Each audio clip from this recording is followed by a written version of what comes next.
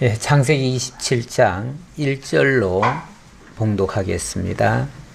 이삭이 나이가 많아 눈이 어두워 잘 보지 못하더니 맏아들 에서를 불러 이르되 내 아들아 하매 그가 이르되 내가 여기 있나이다 하니 이삭이 이르되 내가 이제 늙어 어느 날 죽을는지 알지 못하니 그런즉 내 기구 곧 하살통과 활을 가지고 들에 가서 나를 위하여 사냥하여 내가 즐기는 별미를 만들어 내게로 가져와서 먹게 하여 내가 죽기 전에 내 마음껏 너에게 축복하게 하라. 우선 4절까지 봉독해 드렸습니다. 오늘부터는 또 장면이 바뀌지요. 오늘부터는 이삭이 주인공이 아니라 이삭의 아들에게로 축복이 전해지면서 중심축이 야곱에게로 넘어가는 그러한 내용이 되겠습니다. 그래서 27장부터 36장까지는 야곱에게 언약 계승이라는 이런 주제로 말씀이 소개될 것 같습니다. 지난 주간 이야기를 잠깐 해드리자면요. 지난주에는 이삭의 삶의 여정이 소개되었습니다. 그는 언약 자손이었지만 그의 삶은 결코 평탄치만은 않았습니다.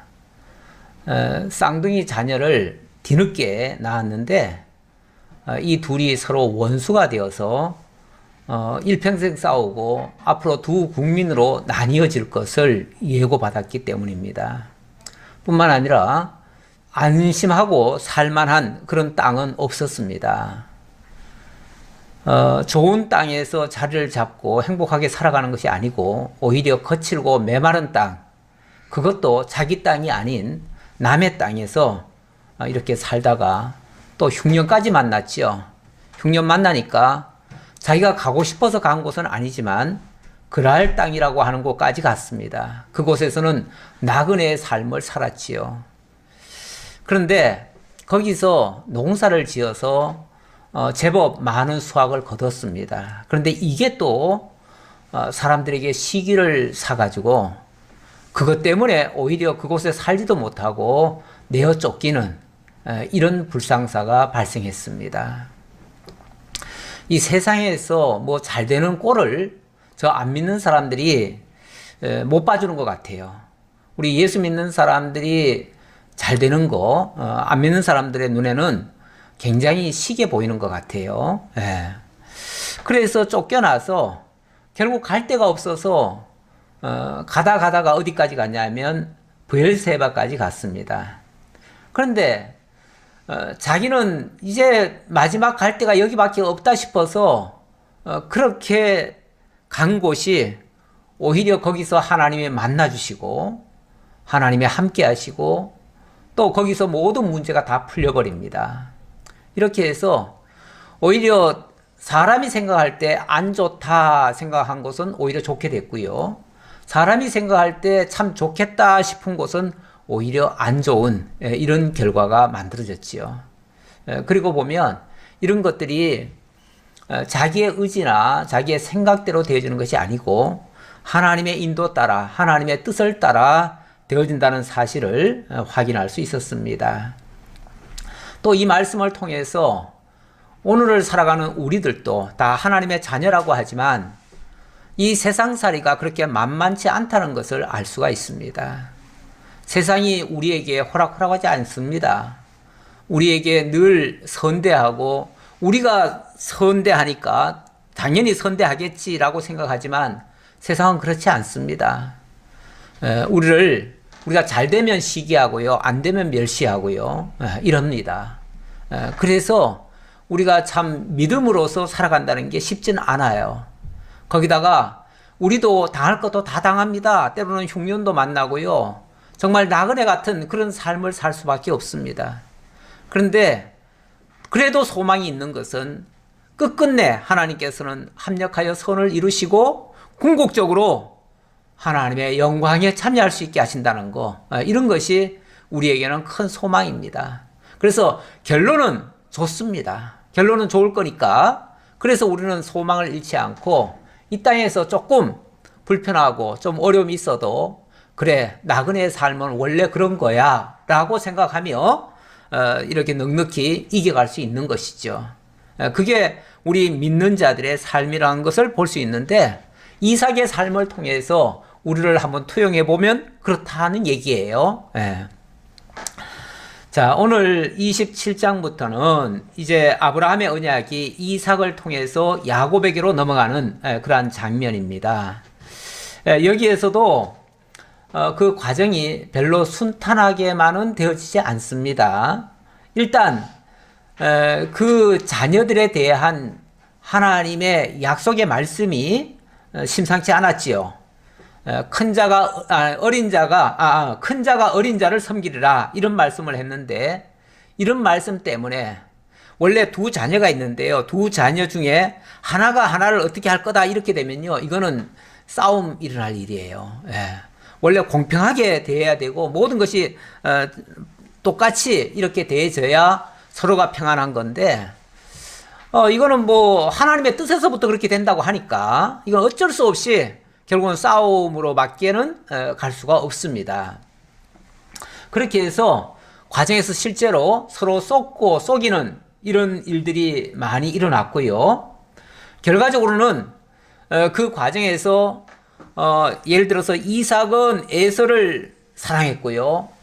야곱은 또 리브가가 사랑을 했는데 특히 이삭이 자기의 생각대로 자기가 축복권자면서도 자기의 생각, 자기의 의지대로 되어지지 아니하고 오히려 자기의 뜻과는 전혀 상관없이 하나님이 처음에 예언하신 말씀대로 약속하신 말씀대로 그대로 되어졌다는 사실이 중요합니다.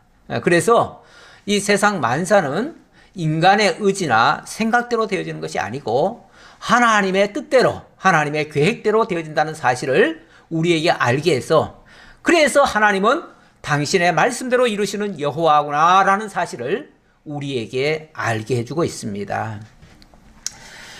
그래서 오늘 그런 장면들이 오늘 말씀에서도 소개가 되는데요. 일단은 27장에서부터 28장의 내용은 언약이 완전히 계승되는 건 아니고요. 언약 계승을 위한 준비 과정이다. 이렇게 보시면 되겠습니다. 그 과정에는 이삭이 야곱에게 축복하는 장면이 소개됩니다.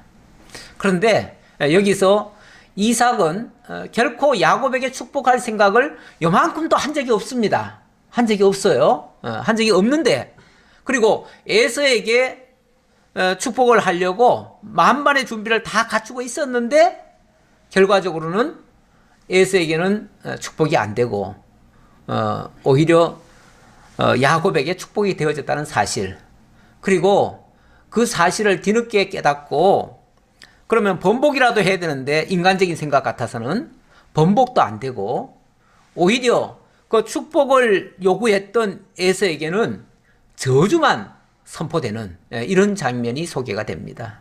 결국 이게 이삭의 뜻이 아니었다는 거죠. 인간의 생각이 아니었다는 거죠. 결국은 하나님의 뜻대로 되어졌다는 그런 결론이 오늘 말씀 속에서도 확인할 수가 있습니다. 먼저 27장 1절로 4절에 보니까 이삭이 나이가 많아졌습니다.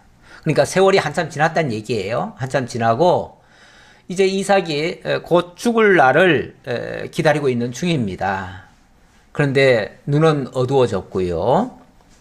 이제 마지막 아들에게 하나님께로부터 받은 그 복을 이제 전수하고 그리고 이제 떠나야겠는데 그렇게 할 때에 에서를 불러가지고 에서에게 축복할 그런 마음의 준비를 단단히 갖추고 에서에게 말하는 장면 소개됩니다. 자, 27장 1절로 다시 한번 보지요.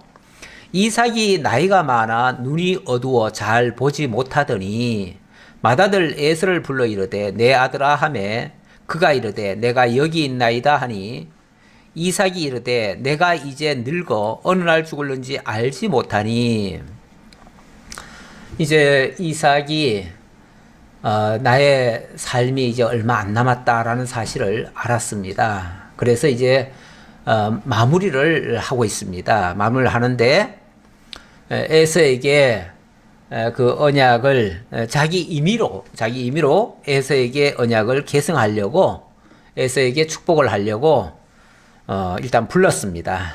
불러서 하는 말이 3절부터 봅시다. 그런즉 너의 기구 곧 화살통과 활을 가지고 들에 가서 나를 위하여 사냥하여 내가 즐기는 별미를 만들어 내게로 가져와서 먹게 하여 내가 죽기 전에 내 마음껏 너에게 축복하게 하라. 마지막 유언치고는 조금 치사하네요. 치사하다는 표현보다는 뭐 이렇게까지 했을까라는 생각이 좀 드네요. 약간은 실망스러운 그런 이야기를 했는데 한마디로 육신적인 생각이죠. 육신적인 생각이에요. 여기에는 전혀 신앙적인 모습은 보이질 않아요. 특히 여기에 지금 아들에게 축복을 해주려고 하는데 조건이 뭡니까? 네가 사냥을 해가지고 별미를 만들어가지고 와라. 내가 그거 먹고 너한테 축복해주겠다. 이렇게 얘기를 합니다. 뭐 사람이 다 뭐 오고 가는 것이 정이고 또 그것이 또 필요할 수 있어요. 그래서 축복을 지금 주려고 하니까 복을 주려고 하니까 니도 뭘 하나 내놔라. 쉽게 말하면은 별미 좀 내놔라. 이런 어떤 조건을 제시한 것 같아요. 별미 그러니까 어디서 많이 들어본 얘기 아닌가요 혹시? 신앙생활 좀 많이 하신 분들은 좀 많이 들어보셨을 거예요. 특히 기도원이나 이런 데를 이렇게 좀 출입해 보신 분들은 별미 헌금이라는 소리를 들어봤을지 모르겠어요. 특히 그 강사들이 이제 뭐 부흥회나 뭘 하면은요, 기존 연보는 연보라고도 안 하지, 헌금이라고 하죠. 기존 헌금은 다 교회로 들어가니까 자기한테 올 게 없어요. 그러니까 자기한테 올 거는 따로 별미 헌금을 해라. 이렇게 얘기를 해요. 그럼 별미 헌금을 하면 자기가 특별히 축복을 해준다는 거죠. 그 근거는 어디서 왔냐면은 바로 이삭의 이런 행동을 가지고 여기서 이제 따가지고 여기 봐라. 이삭도 별미 받고 축복해 주지 않느냐. 그러니까 축복 받으려면은 별미 헌금을 내라. 이렇게 유도하는 경우가 있었어요. 저는 들어봤는데 우리 여기 분들은 다 그런 과정을 안 거치신 분들이 많아가지고 그런지 별로 공감이 안 가는 것 같아요. 물론 뭐 우리가 하나님 앞에 연보하고 그리고 하나님께서 주시는 복을 또 나누고 하는 것은 아름다운 일이죠. 나쁜 일은 아니죠. 그런데 그게 하나의 조건이 돼버리면, 축복의 조건이 된다면은 이거는 결국은 뇌물 받고 뭘 주는 거와 같은 거 아니겠어요? 하나님의 복을 자기가 뭘 챙기고 나눠주는 거, 이거는 정말 이상한 모습이죠. 그거는 결코 정당화될 수 없는 모습이죠. 이삭이 나이가 많아서 눈이 어두웠다 그러는데 이 말씀 끝에까지를 보니까 이게 단순히 육신의 눈만 어두운 건가? 나중에 결국은 이 에서와 이 야곱을 알아채질 못하지요. 조금 의심은 했는데도 알아채질 못해요. 결과적으로 알아채지 못하고 결국은 야곱에게 축복을 했습니다. 자기가 원치 않은 야곱에게 축복을 했습니다. 결론적으로 말하면 하나님 뜻대로 된 거예요. 된 건데 가정적으로 말하면 지금 이삭이 눈이 어두워서 일단 이런 착각이 빠졌거든요. 근데 눈이 어두운 게 그냥 단순히 이 육신의 눈만 어두운 건가? 이 말씀을 종합해 보니까 육신의 눈만 어두운 게 아니라 영적인 눈까지 어두워져 버린 거예요. 영적인 눈까지 어두워졌는데 이 영적인 눈이라고 하는 것은요, 왜 어두워지는가? 우리가 말씀에 깨어 있다면요, 늘 말씀에 창년되어 있다면 어두워질 리가 없어요. 우리 사도 바울은 이 육신은 후패하지만은 우리의 속사람은 날로 새롭게 되어진다고 그랬어요. 다시 말하면 영적으로는 더 총명해지고 우리가 육신이 낡아진다고 해가지고 이 영까지 흐려져야 되는 건 아니에요. 꼭. 예. 영은 오히려 더 선명하게, 더 분명하게, 더 하나님의 말씀에 귀를 기울이고 하나님과 더욱 교통하는 이런 단계로 얼마든지 사실은 갈 수가 있고, 실제로 믿음의 사람들 중에는 그런 사람이 많았어요. 특히 모세 같은 경우, 모세는 120세 정말 죽을 때가 됐는데도 눈도 흐리지 않았대요. 그러면서 오히려 더 또렷하게 하나님과 교통하면서 죽는 그 순간까지 하나님의 정말 응답을 받아가면서 이렇게 살았던 사람이 있어요. 예. 그런 사람이 있지요. 많이 있지요. 그런 거에 비하면은 뭐 실제 나이가 많아서 눈이 어두운 것도 사실이겠지만 단순히 그것만은 아니다 그 말이죠. 그러면서 특히 이 영적인 눈, 영안이라고 보통 얘기를 하죠. 영안이라고 하는 것은 보통 영안이라고 하는 걸 사람들이 생각할 때 무슨 신비적인 거를 체험하거나 뭐 이런 거를 뭐 이상한 걸 뭐 보는 걸 갖다 영안이라고 생각하는 것 같은데 그런 게 아니고요.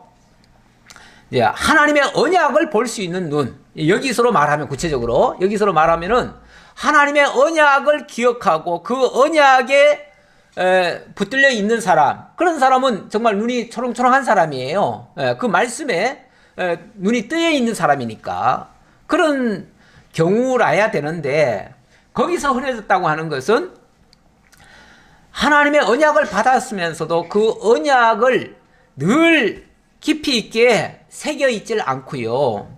또 그것을 그 뜻대로 이루어지게 하려고 노력한 것이 아니고요. 오히려 자기의 육체의 욕구에다가 그 언약을 갖다가 맞추거나 거기다가 적용을 했던 것 같아요.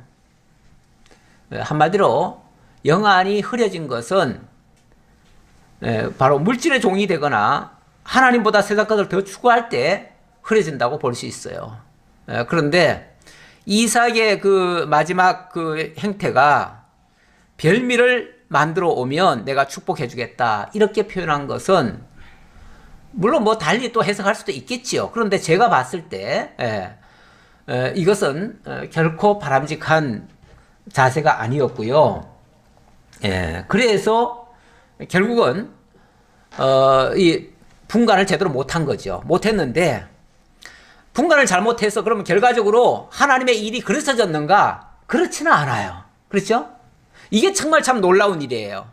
우리 하나님은요, 인간들끼리 뭐 착각을 하고 오해를 하고 뭐 잘못하고 뭐 그래서 심지어는 싸우고 뭐 온갖 문제를 다 일으켜도 결과적으로는 그 모든 것을 합력해서 당신의 뜻을 이뤄내셔요. 이게 놀라운 사실은 하나님의 역사거든요. 그런데 이삭은 분명히 이렇게 별미를 지금 추구했고 눈도 어두웠고 그래서 야곱에게 쏘갔고 그래서 자기가 하고 싶은 대로 못했는데 결과적으로는 하나님의 뜻대로 되어졌다는 거. 이게 너무 놀라운 하나님의 역사예요. 하나님이 이렇게도 역사를 하셔요. 그러니까 우리는 결론에 가서는 걱정을 하지 않아요. 결론은 두려워하지 않아요. 결론은 반드시 잘 된다고 하는 확신이 있는 거예요. 그 소망을 우리가 가지고 있으니까 가정적으로 조금 잘못되는 게 혹시 있더라도 그것 때문에 낙심하는 게 아니고, 그래, 이런 과정이 있었더라도 결과는 하나님이 잘 하실 거야, 잘 되게 하실 거야 라는 그 믿음을 가지고 실제로 그런 결론에 도달하게 되어져요. 그래서 우리도 낙심하지 않는다는 거, 설령 좀 잘못된다 할지라도 그것 때문에 힘들어하지 않는다는 거 말씀드리면서 자 계속 가보지요. 이삭이 그의 아들 에서에게 말할 때에 리브가가 들었더니 에서가 사냥하여 오려고 들에 나가매 리브가가 그의 아들 야곱에게 말하여 이르되 내 아버지가 내 형 에서에게 말씀하시는 것을 내가 들으니 이르시기를 나를 위하여 사냥하여 가져다가 별미를 만들어 내가 먹게 하여 죽기 전에 여호와 앞에서 내게 축복하게 하라 하셨으니. 자, 우선 거기까지요. 그런데 이 참 불순한 의도가 리브가에게 들켰네요. 리브가가 아버지가 불러가지고 에서에게 당부하는 이야기를 아마 부엌에서 들은 것 같아요. 듣고 나니까 이 리브가는요, 이거는 아닌데 라는 생각이 든 거죠. 이건 아니다. 왜냐하면요, 리브가가 알기에 하나님의 그 복은 누구에게로 가게 돼 있습니까? 야곱에게로 가게 돼 있는 것이 하나님의 약속이었어요. 하나님이 처음에 아기를 낳을 때 하나님께 기도했을 때 하나님이 그렇게 말씀하셨어요. 그렇다면 분명히 축복을 야곱에게 해야 되는데 에서에게 하겠다는 거예요. 그것도 별미 받고 하겠다는 거예요. 이건 아니다 라고 리브가는 판단을 한 거죠. 그래서 어떻게 해요? 그럼 이걸 막아야 될 거 아니에요. 이거 지금 잘못돼 가는데 잘못돼 가는 것을 뻔히 알면서 그래도 남편이 하는 일이니까 그냥 내버려 둬야겠다 라고 생각하는 것이 아니고 이 잘못된 것은 바로 잡아야 되겠다라는 생각을 한 거예요. 근데 현실적으로 이걸 바로 잡을 방법이 사실은 별로 없어요. 뾰족한 방법이 없어요. 그리고 뭐 요즘처럼 이렇게 참 여건이 신장이 돼가지고 남편에게 당당히 말할 수 있는 그런 시대도 아닌 것 같아요. 그러면은 이거를 정상적으로 뭐 이렇게 하시면 안 됩니다. 하나님의 언약이 이거니까 이렇게 해야 됩니다. 라고 하면은 글쎄 모르겠어요. 이삭이 말을 듣고 그럼 그렇게 할까 하고서 고칠까? 근데 고칠 것 같지는 않아요. 왜냐하면 이삭이 에서를 사랑하는 것은 너무나 분명해요. 이미 앞에서도 그랬죠. 이삭은 에서를 사랑하였다고요. 그런 말이 있었어요. 왜 에서를 사랑했냐면 에서가 너무나 아버지 마음을 잘 맞춰줬어요. 아버지가 원하는 대로 잘해줬어요. 그러니까 쉽게 말하면 한쪽으로 완전히 기울어버린 사람이에요. 아무리 당신 남편이지만 이 리브가가 봤을 때 이 이삭은 완전히 에서에게 쉽게 말하면 완전히 엎어진 사람이에요. 그런 사람에게 말로 설명하면 이삭이 고칠까? 아마 그래서 방법을 그렇게 한 것 같아요. 물론 이게 옳다는 게 아니에요. 잘했다는 얘기는 아니에요. 하지만 사람이 어떤 판단을 할 때 이게 아니다 싶은데 현실적으로 그렇지 못해요.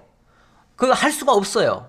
그러면은 어찌 보면 편법이라는 걸 쓰게 돼 있어요. 누구든지 그렇습니다. 누구든지 다 편법을 쓰게 되는데 결국은 이 리브가도 편법을 쓰는 겁니다. 쓰는 건데 그 편법을 쓰는 그 동기, 그 근거는 어디 있느냐 하면 하나님의 언약에 두고 있다 그 말이에요. 그런 면에서 좀 편법이긴 하지만 좀 정당성은 있다. 저는 그렇게 보여져요. 그런데 어쨌든 이게 리브가로서는 이게 내가 할 수 있는 마지막 방법이다라고 아마 생각했던 것 같아요. 그래서 이런 편법을 좀 쓰는데 결코 옳다는 건 아니에요. 이걸 전제하고 제가 말씀드려요. 왜냐면 이 자칫하면 오해도 될까봐 옳은 건 아니지만 그러나 차선책으로 우리가 이 세상에서도요 때때로 최선을 하면 좋아요. 최선을 하면 좋은데 최선이 안 될 때가 있어요. 최선이 안 될 때는 차선책을 쓰는 거예요. 차선도 안 되면요 최악은 피해야 돼요. 그렇죠? 그럼 마지막 수단은 최악을 피하는 방법을 써요. 이게 이제 그래서 가끔 그 선거할 때 투표할 때 정말 내 마음에 드는 사람이 하나도 없어요. 그런데 투표를 또 안 하면은 또 아주 또 악한 사람이 될 수도 있거든요. 그럼 어떻게 해요? 그러면 최악을 피하기 위해서 차선책을 쓰기도 해요. 근데 차선도 될 게 없어요. 그러면 최악만이라도 면해야 돼요. 그래서 할 수 없이 최악을 피하기 위해서 택하는 일들이 가끔 있어요. 세상에도 있어요. 우리의 삶 속에도 틀림없이 있을 거예요. 그래서 이게 옳지는 않은데 그러나 이 방법 아니고는 이 최악을 막을 방법이 없다 하면은 경우에 따라서 그 방법을 쓰기도 해요. 이걸 내가 권장하지는 않아요. 권장하지는 않지만 이럴 수도 있다는 것을 제가 이해는 하자는 얘기죠. 지금 이 리브가의 행동이 옳지는 않지만 그러나 이해는 된다. 그 정도로 제가 말씀을 드리겠습니다. 그래서 아버지가 이 정말 말도 안 되는 지금 행동을 하고 있는데 이거는 막아야 되지 않겠느냐. 이거 막으려면 할 수 없다. 네가 아버지 속이는 수밖에 없다. 네가 속이려면 이렇게 해야 된다. 라고 지금 어찌 보면 좀 좋지 않은 방법을 제시를 한 거예요. 네. 그래서 8절에 다시 보면요. 그런즉 내 아들아 내 말을 따라 내가 너에게 명하는 대로 염소떼에 가서 거기서 좋은 염소 새끼 2마리를 내게로 가져오면 내가 그것으로 내 아버지를 위하여 그가 즐기시는 별미를 만들리니 네가 그것을 너의 아버지께 가져다 드려서 그가 죽기 전에 너에게 축복하기 위하여 잡수시게 하라. 그래서 이거를 그냥 이렇게 하면 어떻겠니? 라고 예를 들어서 제한 정도로 하면요. 야곱이 안 들을 거예요. 그렇죠? 야곱이 듣겠어요. 이게 말도 안 되는 소리를 지금 자기한테 지금 시키는데 야곱이 안 듣죠. 당연히. 안 들으니까 이건 내가 너한테 내리는 명이야. 명령이야. 그러니까 이대로 해. 그 말이죠. 왜? 그렇게 해야만 되겠으니까. 해야만 된다라고 지금 리브가는 생각을 한 거예요. 이거 안 하면은 안 된다라고 하는 이 절박감 때문에 내가 너에게 명령한다. 그 말이에요. 명령하니까 뭐 이런 거 저런 거 따지지 말고 계산하지 말고 너 계산하지 말어. 따지지 말어. 그리고 무조건 내가 시키는 대로 해. 이 말이에요. 어찌 보면 리브가가 뭔가 자기가 가지고 있는 그 생각에 굉장히 확신을 가지고 지금 이렇게 하지 않으면 안 된다고 하는 어떤 절박감에서 이걸 명령조로 한 거예요. 그러면서 너 2마리 염소 가져와. 내가 그걸 가지고 다 해줄 테니까 너는 별미 가지고 아버지에게 가서 주고 드리고 그리고 너는 축복을 받아야만 돼. 네. 축복을 받아야만 돼. 네가 축복 안 받으면 안 돼. 라고 하는 이 절박감, 이 당위성 때문에 좀 과정적으로 안 좋은 방법을 어쩔 수 없이 이거 해야 돼. 할 수 없어. 이렇게 해야 돼. 라고 얘기를 한 거예요. 그랬더니 이 야곱으로서는 이거는 정말 끔찍한 얘기 아니에요? 이건 정말 해서는 안 될 일 아니에요? 아버지를 속이라니요. 네. 아무리 뭐 야곱이 좀 얍삽하고 좀 뭐 그렇게 막 경쟁심이 강하고 뭐 이런 사람이긴 하지만은 그래도 아버지를 속인다는 것까지는 상상을 못할 일이죠. 이건 해서도 안 될 얘기죠. 그러니까 11절에 야곱이 그 어머니 리브가에게 이르되 내 형 에서는 털이 많은 사람이요 나는 매끈매끈한 사람인즉 아버지께서 나를 만지실진데 내가 아버지의 눈에 속이는 자로 보일지라 축복은 고사하고 저주를 받을까 하나이다. 이게 현실적인 얘기예요. 그렇죠. 이게 무슨 이렇게 했다가는 큰일 나지요. 왜? 야곱과 에서는요 근본적으로 사람이 달리 생겼어요. 아예 태어나올 때부터 아예 모습이 달라요. 그리고 에서는 늘 들판을 뛰어다녔기 때문에 완전히 들사람이 돼버렸어요. 그리고 야곱은 늘 어머니 곁에서 어머니와 같이 부엌에서 음식 만들고 이런 일을 했어요. 그러다 보니까 어느새 여성형이 돼버렸어요. 예. 남자아이지만 남자아이라도 원래 옛날부터 누이들하고만 같이 사는 애들은요 남자들도 여성형이 돼요. 여성화가 돼요. 그래서 말도 그렇고 행동도 그렇고 도저히 남성답질 않아요. 남자답질 않아요. 그러니 확연히 표시가 나지요. 그러니까 이거는 현실적으로 불가능입니다. 이렇게 할 수가 없습니다. 아버지가 속을 리도 없고요. 내가 그렇게 속일 수도 없고요. 이거 안 됩니다. 만약에 이거 했다가는 뭐 될까요? 축복은 고사하고 저주받을까 겁납니다. 괜히 축복받으려다가 오히려 덤탱이 써가지고 배나도 저주받을까봐 겁납니다. 이렇게 답변을 했지요. 그랬더니 어머니가 그에게 이르되 내 아들아 너의 저주는 내게로 돌리리니 내 말만 따르고 가서 가져오라. 단호합니다. 만약에 너에게 이 일이 잘못돼 가지고 저주가 임한다면 그 저주는 오롯이 내가 받겠다. 내가 받을 테니, 쉽게 말하면 내가 책임질 테니 너한테는 조금도 해가 가지 않게 할 거니 그러니 너는 무조건 내 말 따라. 정말 어찌 보면 참 어머니 좀 독하지요? 원래 이 아버지와 어머니 중에 독하기로 말하면요, 어머니들이 더 독합니다. 아버지는요, 때때로 책임감도 별로 없어요. 애들 키우다가요, 힘들면요, 그냥 핵 버리고 가요. 근데 엄마들은요, 죽을 때까지 자기가 죽는 한이 있어도 그 자식 못 버리죠. 어머니가 훨씬 더 끈질기게 애착심이나 이런 것들이 강합니다. 그래서 어머니는 자식을 놓지 못합니다.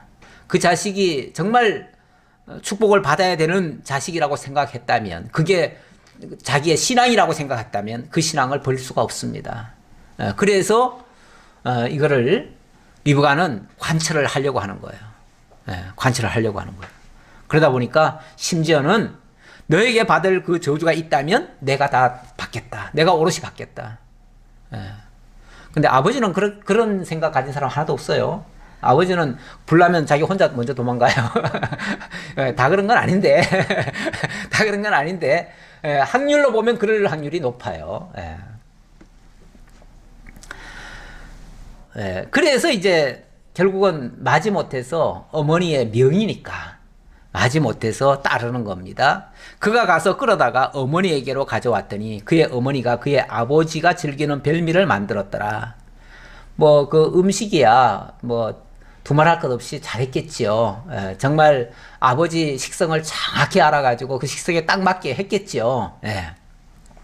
뿐만 아니라 리브가가 집안 자기에게 있는 그의 맏아들 에서의 좋은 의복을 가져다가 그의 작은 아들 야곱에게 입히고 또 염소 새끼의 가죽을 그의 손과 목에 매끈매끈한 곳에 입히고 자기가 만든 별미와 털을 자기의 아들 야곱의 손에 주니 만반의 준비 딱 갖췄습니다.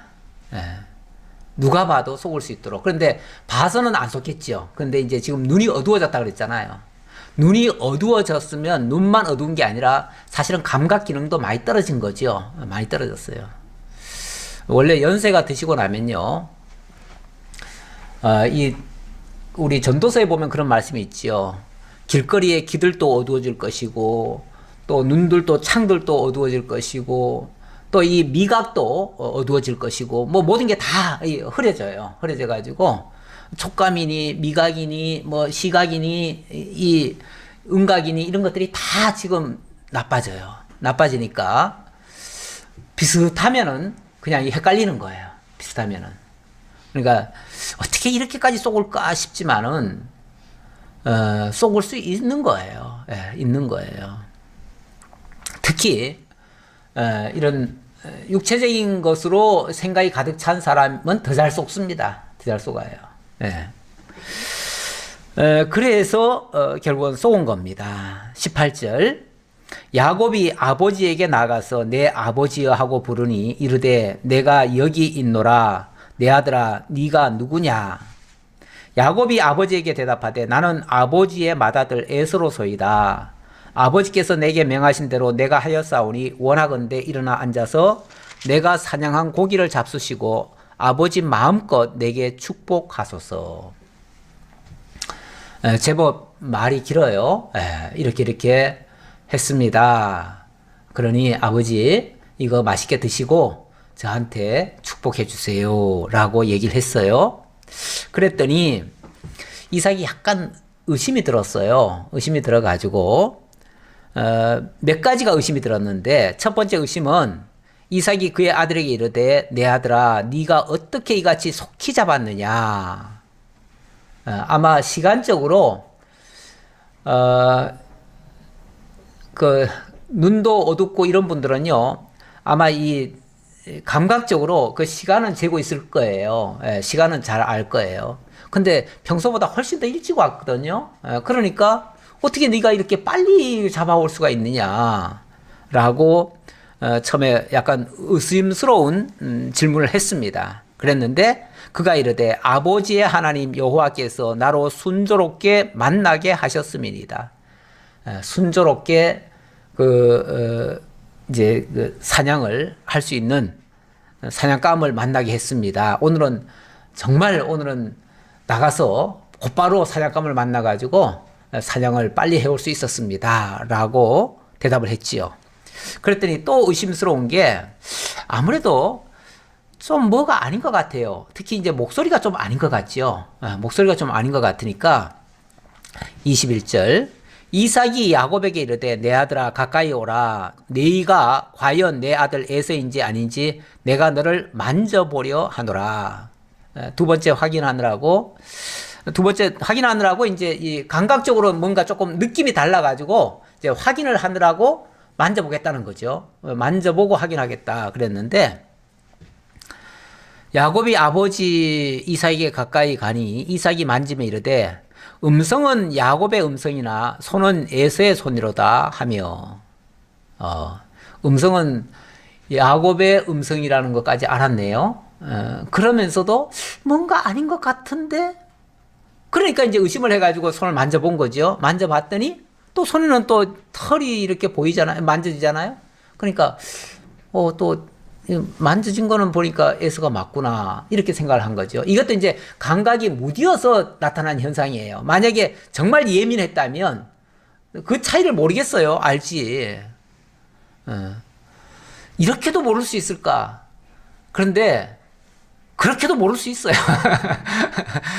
사람이 썩으려면요 뻔히 눈 뜨고 당한다는 말이 있죠. 뻔히 눈 뜨고 당해요. 우리가 눈을 똑바로 떴기 때문에 안 당할 것이다? 천만에요. 내 눈이 이게 정상 눈이 아니에요. 이 우리가 뜬 눈이요 정상 눈이 아니라니까요. 자기 생각대로 보는 눈이에요. 제가 누차 그런 얘기 하는데 제가 전에 무슨 일이 있었냐면 제가 이제 교회당에서 집을 좀 늦게 가요. 늦게 가면 늦게 가는데 그때는 이제 제가 딸내미가 이제 그 서울로 출근을 했어요. 출근을 했기 때문에 좀 늦게 오거든요. 근데 제가 조금 일찍 가가지고 그래도 이렇게 좀 마중을 하든지 아니면 어쨌든 맞이하려고 조금 일찍 갑니다. 왜냐하면 서울에서 이렇게 다니는데 그래도 내가 좀 미리 가 있어야죠. 그래서 요즘보다 제가 훨씬 더 일찍 그때는 퇴근을 했어요. 퇴근을 해가지고 집에 갔는데 당연히 아직 안 왔다고 생각했지요.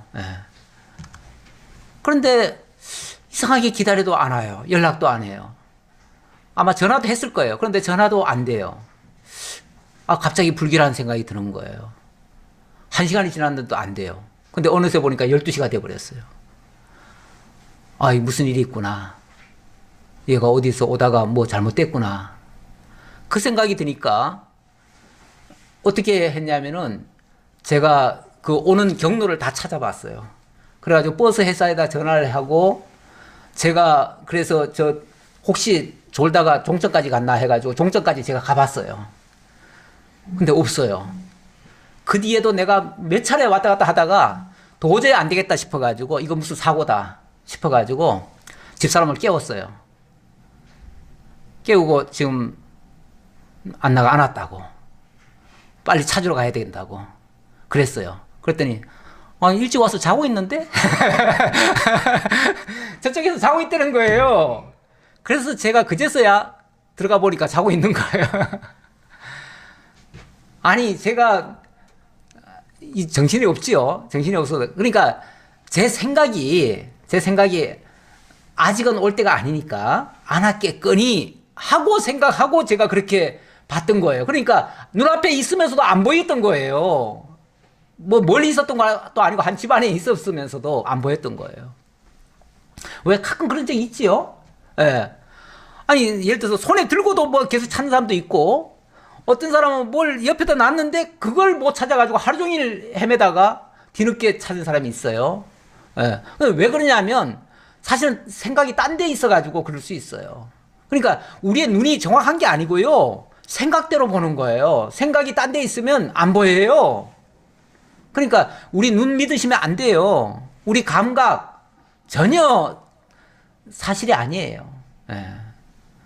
우리 생각대로 믿는 거, 자기 생각이나 신념이나 자기 어떤 생각대로 믿는 거예요, 그냥. 그러니까 그런 거 믿으시면 안 되는데, 어쨌든 지금 이 이삭은요, 지금 에서에게 별미를 받고 에서에게 축복한다는 그 생각이 앞서가지고 지금 뭔가 좀 약간 의심스러웠지만 의심을 안 하는 거예요. 특히 사랑하는 자에게는 의심을 안 해요. 특히 안 해요. 예. 그러다 보니까 뭔가 좀 다른 것 같아서 확인은 했지만 의심할 정도까지는, 그걸 부정할 정도까지는 아니었다 그 말이에요. 그래서 결국은 이제 축복을 하기 시작합니다. 23절, 그의 손이 형 에서의 손과 같이 털이 있으므로 분별하지 못하고 축복하였더라. 이삭이 그에게 이르되 네가 참 내 아들 에서냐? 그가 대답하되 그러하니이다. 이삭이 이르되 내게로 가져오라. 내 아들이 사냥한 고기를 먹고 내 마음껏 너에게 축복하리라. 야곱이 그에게로 가져가매 그가 먹고 또 포도주를 가져가매 그가 마시고, 그의 아버지 이삭이 그에게 이르되 내 아들아 가까이 와서 내게 입 맞추라. 축복의 절차를 밟는 겁니다. 밟는데 이렇게 몇 번에 사실은 그걸 바로 밝힐 기회가 있었지만 끝끝내 밝히지 못하고 결국은 축복을 하게 됩니다. 그가 가까이 가서 그에게 입 맞추니 아버지가 그의 옷의 향취를 맡고 그에게 축복하여 이르되, 옷의 향취를 맡았다네요. 그 옷은 당연히 에서의 옷이죠. 그러니까 평소에도 아마 이제 특히 그 서양인들은 보면은 이렇게 막 껴안고 이렇게 뭐 포옹을 하잖아요. 그러니까 아마 상대방의 그 냄새까지도 익숙해졌을 거예요. 익숙한데 그게 아마 다르면은 또 달리도 느껴졌을 건데 그 옷을 입었으니까 당연히 그 향취가 나지요. 예. 그러면서 축복을 하는데 축복의 내용을 봅시다. 그가 가까이 가서 그에게 입 맞추니 아버지가 그의 옷의 향취를 맡고 그에게 축복하여 이르되 내 아들의 향취는 여호와께서 복 주신 밭의 향취로다. 하나님은 하늘의 이슬과 땅의 기름짐이며 풍성한 곡식과 포도주를 내게 주시기를 원하노라. 일단 물질적이고 육신적인 그런 복을 이제 축원했지요. 그래 놓고 그 다음 만민이 너를 섬기고 열국이 내게 굴복하리니 네가 형제들의 주가 되고 내 어머니의 아들들이 내게 굴복하며 너를 저주하는 자는 저주를 받고 너를 축복하는 자는 복을 받기를 원하노라. 엄청난 복. 이런 복은 사실 일찍이 아브라함에게 하나님이 주셨던 그 복과 같아요. 너를 복의 근원으로 삼겠다. 물론 근원까지는 안 가지만 그 복덩어리가 되게 하겠다. 그래서 너를 축복하는 자에게는 축복하고 복이 이루어지고 너를 저주하는 자에게는 저주가 임할 것이다 라고 하면서 이렇게 형제들의 또 주가 될 것이다 이렇게 얘기를 했어요. 근데 이게 만약에 에서에게 이런 축복이 갔다면 어떻게 되겠죠? 큰일 나죠. 원칙은. 왜냐하면 하나님은 큰 자가 어린 자를 섬기리라 해서 에서가 야곱을 섬기게 될 것이라고 예언이 돼 있었잖아요. 그런데 만약에 에서에게 이 예언의 말씀이 이루어졌다면은, 이렇게 축복이 되어졌다면은, 그러면 하나님 뜻과는 상관없는 축복이 돼버리는 결과가 되죠. 그럼 그건 무효죠, 사실은. 엄밀하게 말하면 그건 무효가 되죠. 그런데 오히려 착각하고 잘못했는데도 불구하고 결과적으로는 하나님이 예고해 주신 대로 되어진 거예요. 그러니까 이거는 하나님의 뜻에, 물론 속아서 한 거지만 하나님의 뜻에 부합되는 축복이었다. 이렇게 말씀드릴 수가 있지요. 자, 그런데 이제 사단이 났습니다. 30절. 이삭이 야곱에게 축복하기를 마침에 야곱이 그의 아버지 이삭 앞에서 나가자 곧 그의 형 에서가 사냥하여 돌아온지라. 떠나간 다음에 그날 아마 이삭도 조금 순적하게 잘 만난 것 같아요. 그래서 사냥을 해가지고 별미까지 만들어가지고 왔어요. 물론 약간의 지체는 됐지만 그래도 제법 빨리 온 셈이죠. 어쨌든 바로 천지가 되면서 이제 에서가 들어왔습니다. 그가 별미를 만들어 아버지에게로 가지고 가서 이르되 아버지여 일어나서 아들이 사냥한 고기를 잡수시고 마음껏 내게 축복하소서. 자, 이제 마음껏 축복해 달라고 요청을 하니까 그의 아버지 이삭이 그에게 이르되 너는 누구냐? 깜짝 놀랄 일이죠. 아니, 조금 전에 에서가 다녀갔는데 너는 또 누군데 와서 또 이렇게 축복을 해달라고 하느냐? 그가 대답하되 나는 아버지의 아들 곧 아버지의 맏아들 에서로소이다. 이삭이 심히 크게 떨며 이르되 그러면 사냥한 고기를 내게 가져온 자가 누구냐? 네가 오기 전에 내가 다 먹고 그를 위하여 축복하였은즉 그가 반드시 복을 받을 것이니라. 와, 큰일 났네요. 얼마나 놀랐는지 이삭이 심히 크게 떨었대요. 부들부들 떨렸다는 거죠. 우리가 너무 충격적인 일을 당하면요, 이 몸이 말을 안 듣습니다. 그래서 부들부들 떨리기만 해요. 이게 막 떨린다는 거는요, 이게 막 오작동이 일어나는 거예요. 이 막 장기들이 막 다 오작동이 일어나요. 그래서 막 제멋대로 각각 도니까 몸이 어디에 장단을 맞춰야 될지 모르니까 막 떠는 거예요. 그냥 떨리는 거예요.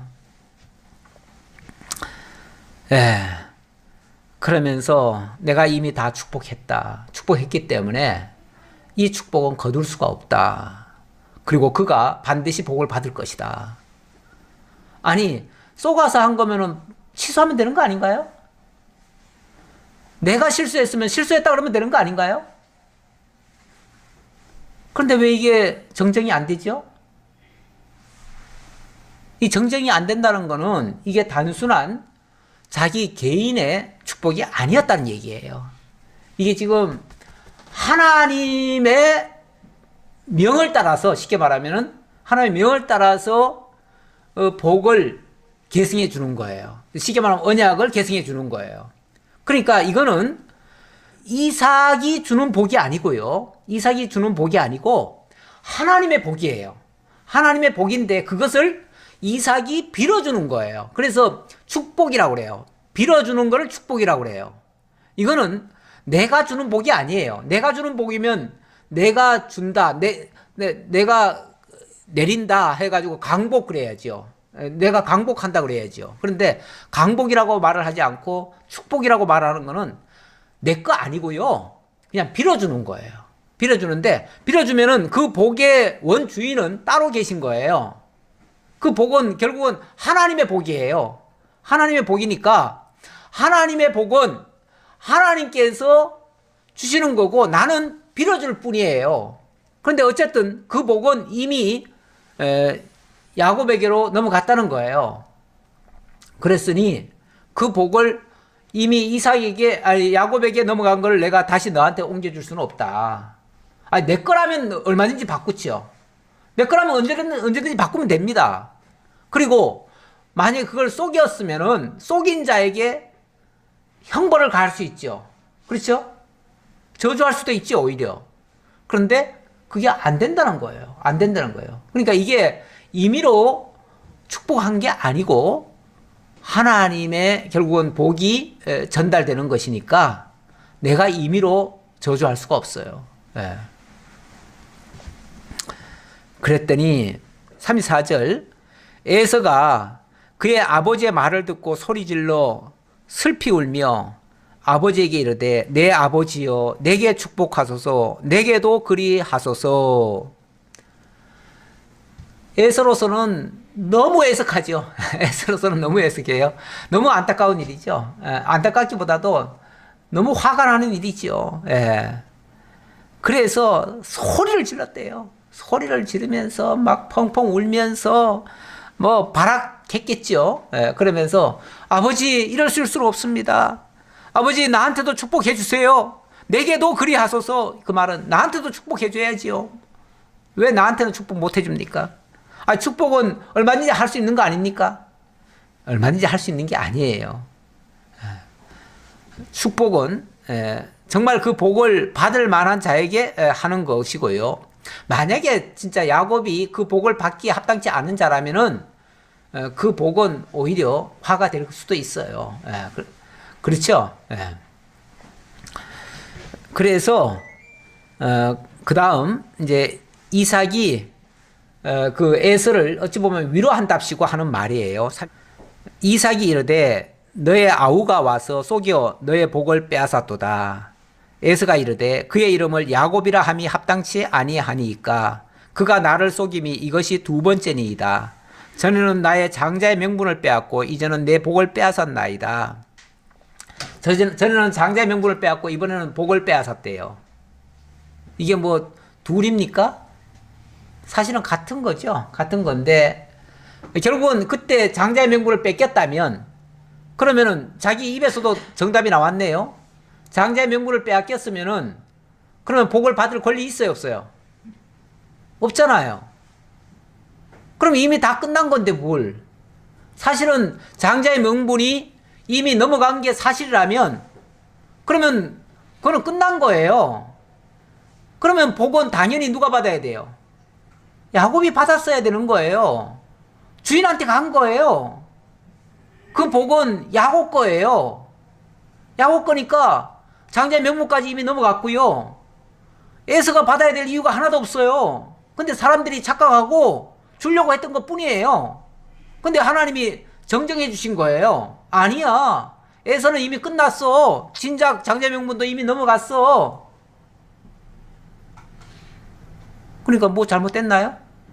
결과적으로 물론 과정은 매끄럽지는 않아요. 결코 예쁘게 진행이 된 건 아니에요. 하지만 결과적으로 하나님의 뜻에서 봤을 때는 잘못된 게 아니에요. 이게 정상이에요. 정상이고 사람이 착각을 하고 자기 임의로 잘못하려던 거를 하나님이 결국은 교정해 준 거예요. 바로 잡아 주신 거예요.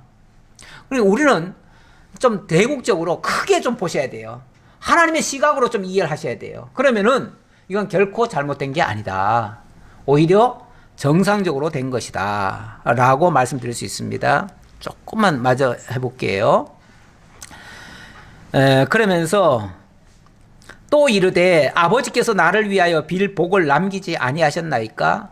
이삭이 에서에게 대답하여 이르되 내가 그를 너의 주로 세우고 그의 모든 형제를 내가 그에게 종으로 주었으며 곡식과 포도주를 그에게 주었으니 내 아들아 내가 너에게 무엇을 할 수 있으랴. 이미 다 저쪽으로 다 축복을 해버렸는데 내가 너한테 남겨줄 게 더 이상 뭐가 있겠느냐라고 하는 말이에요. 정말 아버지로서도 답답하고 애석한 일이에요. 그랬더니 에서가 아버지에게 이르되 내 아버지여 아버지가 빌 복이 이 하나뿐이리까? 내 아버지여 내게 축복하소서 내게도 그리하소서 하고 소리를 높여 우니 그 아버지 이삭이 그에게 대답하여 이르되 너의 주소는 땅의 기름짐에서 멀고 내리는 하늘 이슬에서 멀 것이며 너는 칼을 믿고 생활하겠고 내 아우를 섬길 것이며 내가 매임을 벗을 때에는 그 멍에를 내 목에서 떨쳐버리라 하였더라. 아이, 축복 좀 해달랬더니 이거 뭐 하는 겁니까 지금? 이건 저주죠. 저주. 예. 육신적으로 땅에 기름짐에서 뜰 거래요. 다시 말하면 기름짐에서 뜬다는 말은 그런 기름진 땅에서 살질 못하고 거기서 떠나고 그런 것은 너에게 해당 안 되는 거다 그 말이죠. 그러니까 기름짐이 없는 곳에 가서 살 것이다 그 말이죠. 아니 땅에 기름짐이 없는 곳이면은 그런 데 가서는 뭐 어떻게 살아요 사람이? 그런 데 가서 살 수 있는 유일한 방법은요 칼로 남의 거 빼앗아 먹는 수밖에 없어요. 그렇죠? 예.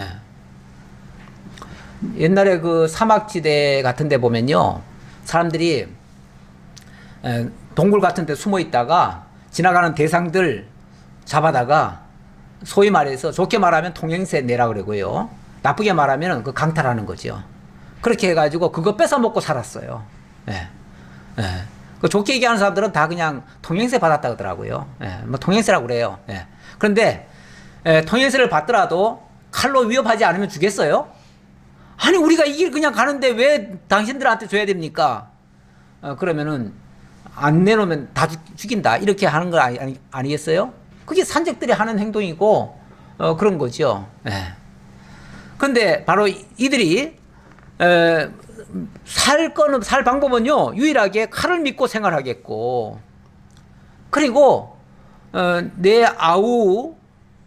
아우를 섬길 것이며 섬길 수밖에 없다는 거예요. 예. 모든 면에서 야곱에게 굴복하지 않고는 안 된다는 거죠. 뿐만 아니라 네가 매임을 벗을 때에는 그 멍에를 내 목에서 떨쳐버리라. 예. 거기서 벗어나려면은 죽어야만 된다 그 말이죠. 죽기 전에는 그런 환경을 떠날 수가 없다. 이거는 거의 저주죠. 저주에 가까운 얘기예요. 저주에 가까운 얘기가 아니라 저주예요. 저주. 예. 복을 달랬더니 저주가 선언이 됩니다. 예. 너무 세상적으로 복 너무 추구하다가도 오히려 저주에 빠질 수도 있어요. 예. 우리가 하나님의 복에 참여하는 것으로 만족해야지 세상 것으로 너무 많은 걸 추구하다 보면 엉뚱한 걸 받을 수도 있어요. 예, 그러니까 우리는 합당한 복, 하나님 진리 안에서의 복, 하나님의 은혜 가운데의 복을 받았으면 좋겠습니다. 예, 오늘 말씀은 여기서 마치도록 하겠습니다. 기도하겠습니다. 아버지 하나님 감사합니다. 오늘도 하나님이 저희에게 정말 귀한 말씀을 통해서 하나님의 언약의 중요성 다시 한번 일깨움을 받게 해주셔서 감사합니다. 하나님, 우리가 세상살이도 중요하지만 이 나그네 같은 세상 속에서 영원한 하나님의 말씀을 사모하고 그 말씀에 인도하는 길을 따라서 살아갈 수 있는 참된 지혜자들 다 될 수 있도록 하나님 은혜 주옵소서. 모든 것 감사드렸고 예수님 이름으로 기도하옵나이다. 아멘.